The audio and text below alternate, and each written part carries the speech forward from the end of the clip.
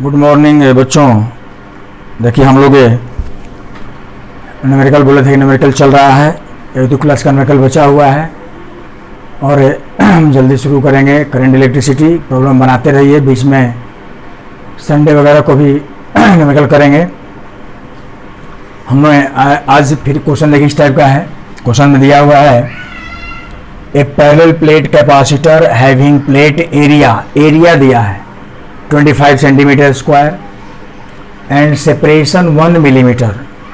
दो प्लेट के बीच का दूरी को बोलते हैं separation, small D. That is the 1 millimetre is connected through a battery of 6 volt. सब कुछ दिया है, कितना बैटरी है वो दिया है, बीच का सेपरेशन डी दिया हुआ है, हम लोग को एरिया दिया हुआ है। तो कहता है find the charge flown through the battery. पहले चार्ज निकालना है and how much work to be done by the battery, work निकालना है। तो ऐसे क्वेश्चंस में जो दिया उसको पहले गिवन को लिखिए। देखिए इसको हम लिखते हैं, यहाँ लिखेंगे हमें एरिया दिया है हम लोग को, गिवन है उसको लिखिए पहले।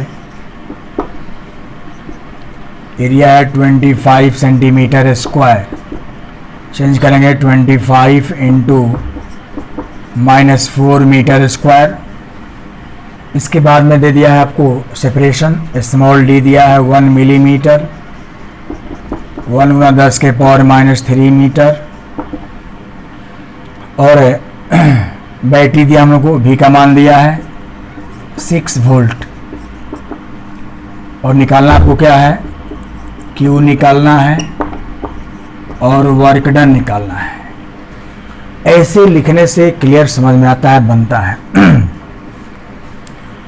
तो जनाब सबसे पहले सोचिए कि हमको चार्ज निकालना है। तो सबको पता फॉर्मूला क्या होता है, C = Q/V। तो हम फॉर्मूला यहाँ लिखेंगे, यहाँ लिखा जाएगा the capacitance of capacitor C is equal to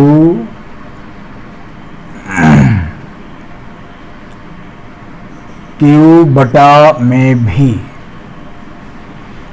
और यहाँ पे चार्ज दिया हुआ है, चार्ज निकालना है। आप यहाँ से जानते हैं कि Q = C × V हो जाएगा।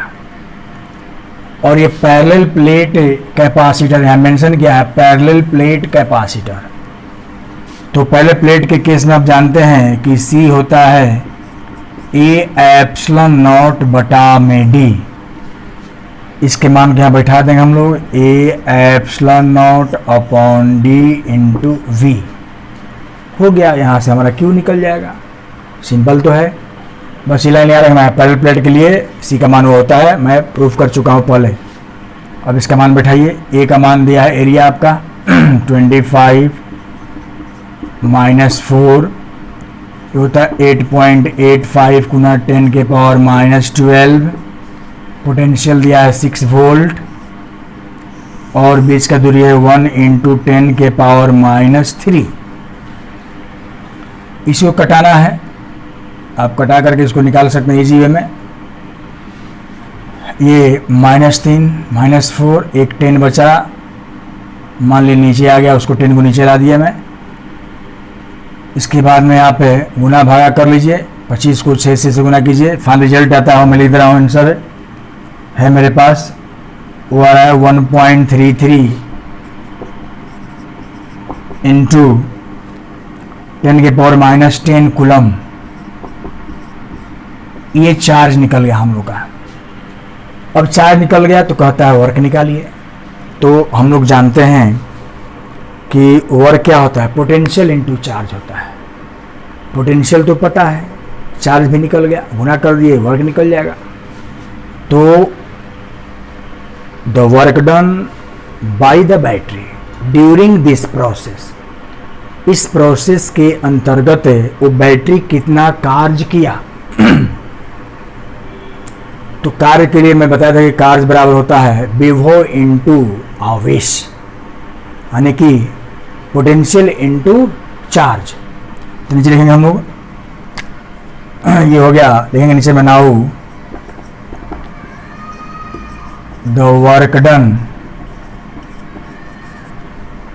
W हो जाएगा आपका पोटेंशियल इनटू चार्ज हो जाएगा, वो दिया है 6 वोल्ट, चार्ज आपका 1.33 गुना 10 के पावर -10 मल्टीप्लाई हुए 78 7.2 लगभग 8 आएगा, तो 8 इंटू 10 के पावर -10 जूल, क्योंकि जूल का मतलब है एनर्जी का मतलब समझते हैं कि वर्क हो चाहे एनर्जी हो, यूनिट सेम होता है, जूल होता है। तो ये निकल गया इजी वे में, आसान क्वेश्चन था, बट ये भी कंसेप्चुअल है, सब कुछ दिया हुआ है, यहाँ पे दिमाग लगाना था कि आखिर क्यू है तो कैसे निकलेगा, सी दिया नहीं है, यहाँ पर लड़का बहुत लोग घबराएगा सी कैसे निकलेगा, तुरंत देखा कि this is the parallel plate capacitor, C का मान ये होता है, यहाँ पे बैठाएंगे, ए का मान ये सब वैल्यू पता है, क्यू निकल गया। तो जब क्यू पता चल गया तो यहाँ से हम लोग वर्क निकाल लिया। तो ये भी एक इम्पॉर्टेंट क्वेश्चन है, इस टाइप क्वेश्चन आता है। इसके बाद में अगला क्वेश्चन हम लिखते हैं, नेक्स्ट क्वेश्चन लिखते हैं।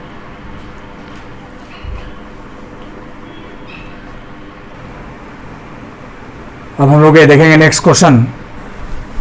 यहाँ पे क्वेश्चन में देखिए 3 कैपेसिटर्स ऑफ इक्वल कैपेसिटेंस, ऐसा क्वेश्चन बताए थे बट एक फिर बता दे रहे हैं। 3 है, तीनों का वैल्यू सेम है, equal capacitance when connected in series have a net capacitance C1 and when connected in parallel they have capacitance C2. What is the value of C1 by C2? तो जनाब हम लोग का ये वैल्यू निकालना हो, इसको देखिए यहाँ पे दिया है गिवन में, गिवन में है आपका C1 equal to C2 equal to C3 और ये बराबर C है, ऐसा है। अब देखिए जनाब समझिए सीरीज पैरेलल क्या है। मान लीजिए कि यहाँ पे एक कैपेसिटर है ऐसा, दूसरा ये हुआ, तीसरा ये हुआ, थोड़ा कंसेप्ट है समझना है। मान लीजिए इसको हम लोग यहाँ बैटरी से जोड़ दिया, बैटरी है मान लीजिए ऐसा, तो ऐसे कनेक्शन को सीरीज कहते हैं, याद रखिए ये हुआ सीरीज।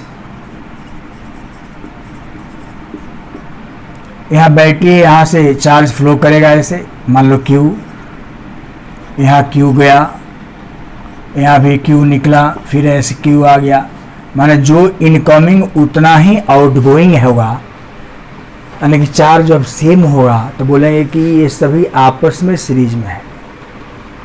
पैरेलल में चार्ज सेम नहीं होता है, लेकिन पोटेंशियल सबका यहाँ पे अलग अलग होगा, इसको सीरीज कहते हैं।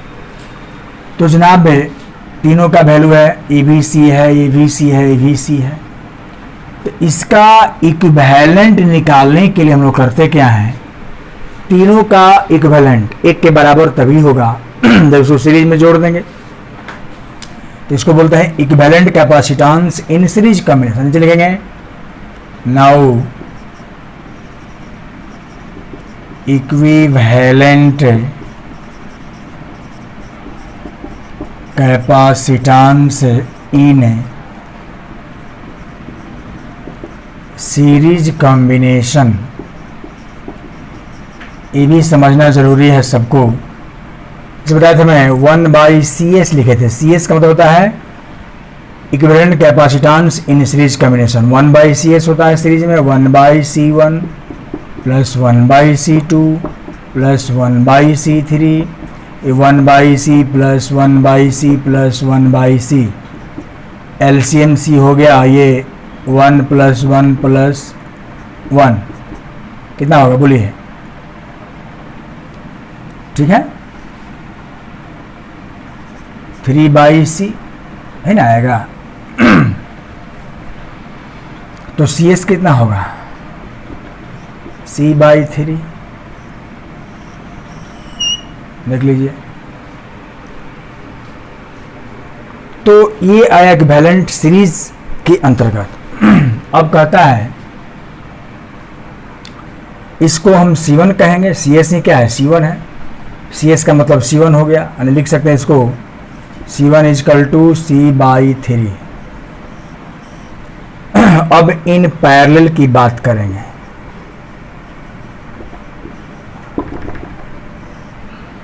इसमें कैसा रहेगा, देखिए ऐसा होगा।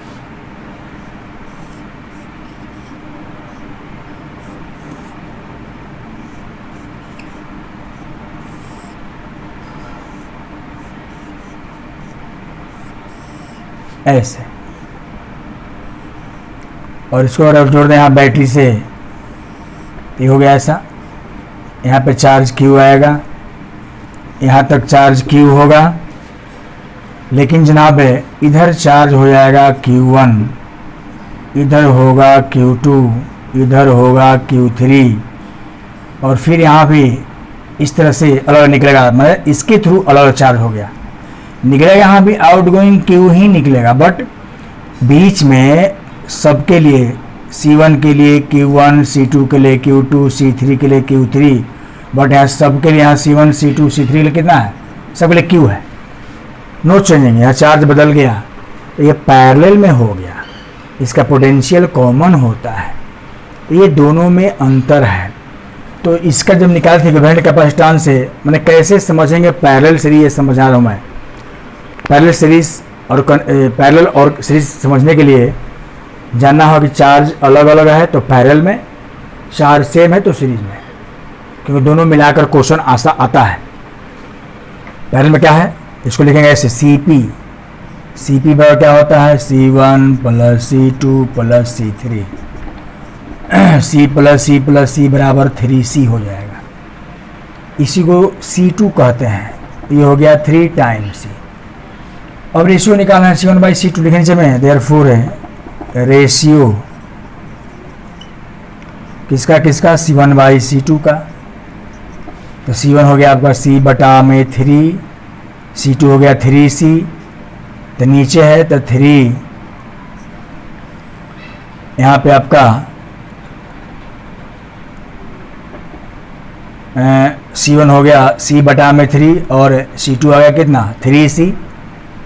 तो 3C नीचे रहेगा और इसके बदले में 1 है तो 1 ऊपर चलेगा। मान लेकिन कुछ ना 1 मानते हैं तो उल्टा हो गया, ये C से C कट जाएगा, आपका बचेगा कितना 1/9, एंड रेशियो हो गया 1:9। This is your answer. तो एक कंसेप्ट है, भले हम लोग को इसको समझना था कि कैसे सीरीज निकालते हैं, कैसे पैरेलल निकालते हैं, कब सीरीज में होगा क्या पैरेलल में होगा, इसको समझना होगा फिगर को हमको इस चार्ज के डिस्ट्रीब्यूशन से। If the same charge flows series, different charge flows parallel, निकाल लिया गया और ये कर दिया। तो ये कंसेप्ट है, कंसेप्चुअल प्रॉब्लम है, इसको हम लोगों ने ये किया। तो इसको बढ़िया समझिए, फिर अगला क्वेश्चन हम बताते हैं। इस पर आप चाहोगे तो 10 क्वेश्चन बना सकते हो, बताएंगे मिक्स वाला तो पता चलेगा। अब हम देखेंगे नेक्स्ट क्वेश्चन, थर्ड क्वेश्चन। यहाँ पे देखिए कह रहा है 3 कैपेसिटर्स है,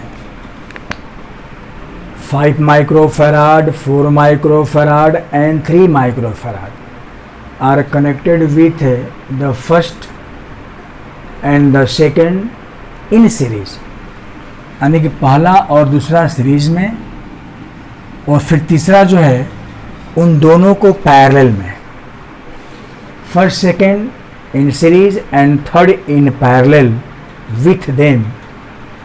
Find the capacity of the capacitor. Find the capacity of the combination. तो हम लोग इसको दिखाएंगे। देखिए पहले जो है यहाँ पे करना क्या हम लोग को कि पहले सीरीज देखिए कर रहा है कि फर्स्ट और सेकंड सीरीज में लिखा हुआ है, हम ऐसे ड्रॉ करते हैं, अपने से पिक्चर ड्रॉ करना होगा, ध्यान दीजिएगा, ऐसा क्वेश्चन दिया रहेगा, कोई पिक्चर दिया हुआ नहीं है।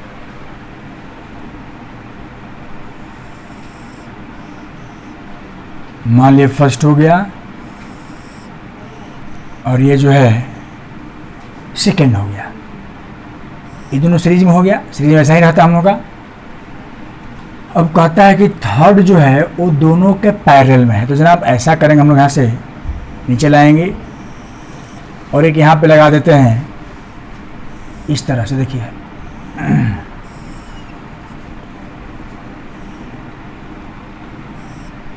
ऐसे, तो अगर हम लोग इस तरह से पिक्चर को बनाते हैं, मान लीजिए हो गया आपका C1, C2 और C3। अगर मान लिया जाए कि हम लोग चार्ज फ्लो करा रहे हैं, ये दिया गया यहाँ से इनकमिंग आउटगोइंग जुटा हुआ है, यहाँ से Q चार्ज अगर जाता है ऐसे तो Q1 इधर, Q2 इधर जाएगा। मान लिया जाए कि कैसे सीरीज में समझेंगे, ये ध्यान फिगर यही है। क्वेश्चन में कहता है, पहले समझो बढ़िया से कि 3 दिया है, C1, C2, C3 are connected with the first and second in series. ये दोनों सीरीज में हो गया। थर्ड इन पैरेलल, और तीसरा इन दोनों के पैरेलल में हो गया। तो जनाब यहाँ समझना है कि दोनों सीरीज में है तो चार्ज सेम होना चाहिए। इसका मतलब है कि यहाँ से अगर चार्ज Q सप्लाई करेंगे तो एक तरफ चार्ज हो जाएगा Q1, इधर हो जाएगा नीचे की ओर तरफ Q2। अब Q1 जो यहाँ से जाएगा यहाँ तक Q1 बन करके जाएगा। तो बताइए, तो ये दोनों में चार्ज सेम है कि नहीं? कौन चार्ज है? Q1 है। तो दोनों आपस में क्या है? सीरीज में हो जाएगा। और ये Q2 आ गया इसमें, तो इसमें चार्ज Q1, इसमें चार्ज Q2, दोनों में अलग अलग हो चार्ज होगा, तो क्या आपस में होगा पैरेलल। इसका निकालेंगे, इक्विवेलेंट निकालेंगे, यही है। तो कहता है within find the capacity of the combination. इसका निकालना है इक्विवेलेंट कैपेसिटेंस। तो पहले जनाब हम लोग यहाँ लिखना होगा, लिखेंगे from above figure C1 and C2 are in series। ये दोनों सीरीज में है, तो इसका निकालेंगे इक्विवेलेंट कैपेसिटेंस। लिखेंगे ऐसे 1/CS equal to 1/C1 plus 1/C2। LCM होगा C1 C2, ऊपर में C1 प्लस C2, उलट दीजिए इसको क्योंकि CS निकालना है। C1 C2 बटा में C1 प्लस C2। C1 आपका दिया है कितना? 5 4, 5 इंटू 4 बटा में 5 प्लस 4, 20 बटा में 9 हो जाएगा। ये हो गया आपका कितना? Micro farad. ये निकल गया दोनों का इक्विवेलेंट। तो इसका फिर अब कैसा होगा फिगर? नेक्स्ट फिगर होगा ऐसे, देखिए ये दोनों एक बन गया। यहाँ भी एक पहले से था, मिला देंगे, ये हो गया आपका CS और ये हो गया C3, ऐसा बनेगा फिगर। अब ये दोनों आपस में हो गया पैरेलल में, तो इसका निकालेंगे फिर पैरेलल। नीचे लिखेंगे now CS and C3 are in parallel, then इसमें ऐसे CP से दिखाते हैं, CS प्लस C3। CS है आपका 20 बटा में 9 और C3 हो गया 3 माइक्रोफैराड। LCM 9 हो जाएगा, ये 20 हो गया और ये 27 हो जाएगा, एक 1 जा 27, ये हो गया 47 बटा में 9। देख लीजिए, तो ये CP इन्होंने यहाँ से यही निकाला था, अब यही होगा दोनों का। अब इसको मिला दीजिएगा, फिगर एक और खींचेंगे हम लोग यहाँ से, तो सिंपल ऐसे हो जाएगा। एक सिंगल सा ये बचा CP हो गया, यही तो निकालना था। तो CP आ गया इतना, तो लिखेंगे देयरफॉर है CP बराबर 47/9 micro farad. This is the answer. कटा दिए 9 5 क्या हो जाएगा, 2 हो जाएगा 0.18 माइक्रो फैराड। 5.23 आ जाएगा लगभग, या 22 आ जाएगा। तो इस तरह से ये क्वेश्चन सब बनता है। ये भी हम लोग कहेंगे। अब देखिए इसमें क्या है, इसमें मैंने कहा था कि इसमें दोनों कंबाइंड है, सीरीज भी है पैरेलल भी है। इसी समझना कि कौन कौन सीरीज में कौन पैरेलल, अगर ये समझ में आ गया तो न्यूमेरिकल सब बन जाएगा ऐसे फिगर वाला। तो समझने के लिए चार्ज का डिस्ट्रीब्यूशन करेंगे चार्ज जिसके जिसके थ्रू सेम हुआ वो सीरीज में होगा, उसका सीरीज निकाल लेंगे। जिसके साथ डिफरेंट है उसका डिफरेंट पैरेलल निकाल लेंगे। तो मेरा क्वेश्चन इजीली बन जाता है, आसानी से बन जाता है। तो हम लोग जो है अब अगला क्वेश्चन देखते हैं। इस तरह का क्वेश्चन बना, इसके बाद में नेक्स्ट क्वेश्चन देखते हैं। अब देखिए अगला क्वेश्चन है फिर हम लोग का, इसमें कहता है 3 capacitors of capacitances 2 picofarad, 3 picofarad, 4 picofarad.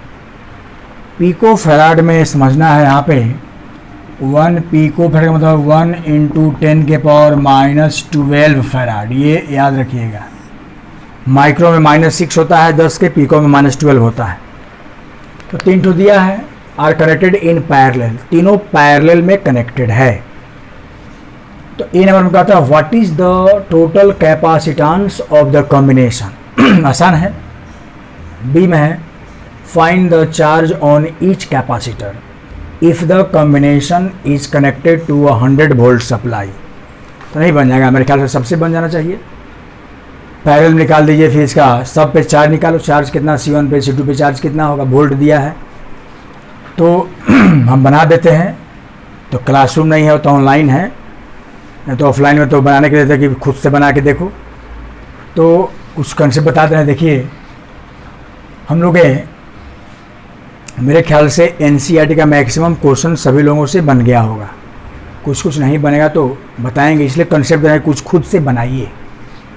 अब देखिए कंसेप्ट लिखेंगे, यहाँ लिखा जाएगा C1 = 2 पिकोफैराड, C2 दिया है 3 पिकोफैराड, C3 दिया है 4 पिकोफैराड। सारे पैरेलल में है तो क्या होता है CP बराबर क्या होता है जनाब, C1 + C2 + C3, 2 + 3 + 4 9 पिकोफैराड। ये आंसर हो गया एक ठो निकाला था, ये ए नंबर हो गया। बी में कहता है find the charge on each capacitor. इसमें कहता है कि भी दिया हुआ है 100 वोल्ट, ये गिवन है। कहता है लेकिन यहाँ पे चार्ज ऑन C1, तो सभी लोगों को पता है कि C = Q/V। Q क्या होता है, C × V। तो C1 पे चार्ज Q1 निकाले, क्या करेंगे यहाँ से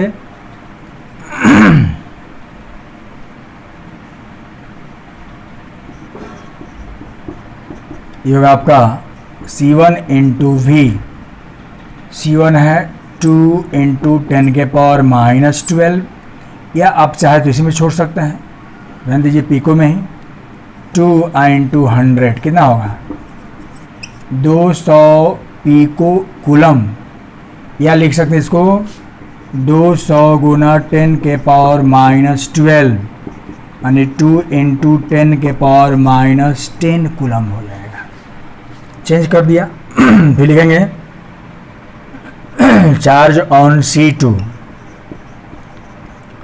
Q2 कितना होगा C2 × V, 3 × 100 300 × 10⁻⁻12, 3 × 10⁻⁻10 कूलम।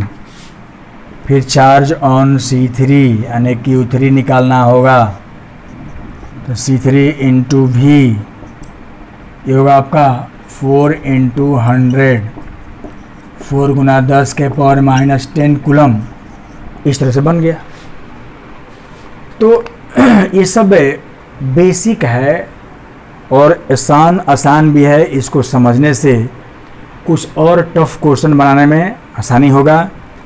मेरे ख्याल से इस बैच में हम फिर से नाम पुकारते हैं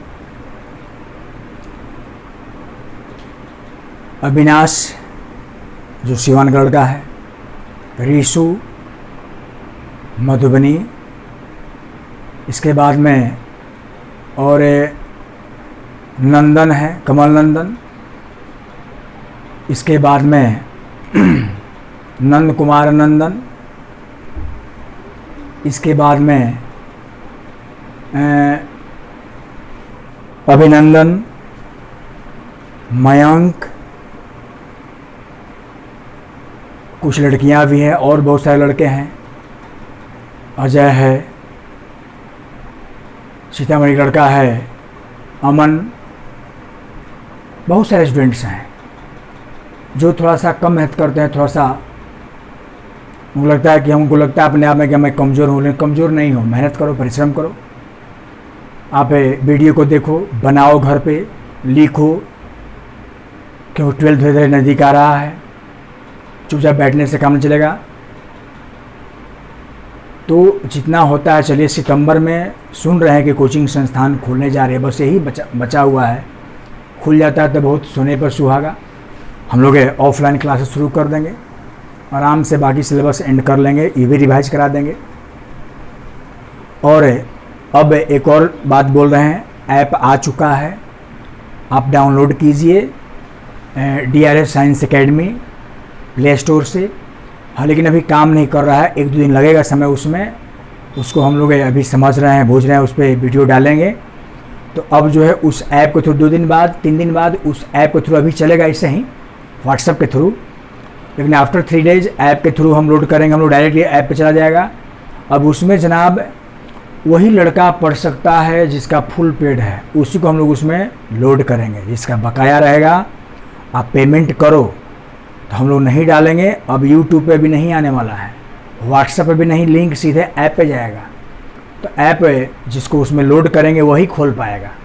ऐसे खोलोगे तो पेमेंट लिखा रहेगा, पेमेंट कीजिए तब। तो हम बार बार बोल रहे हैं कि जिसका बकाया है पेमेंट, नाम नहीं पुकारेंगे। मैं सबको पता है कि किसका पेमेंट बाकी है। काइंडली पेमेंट 10 अगस्त तक कर दीजिए।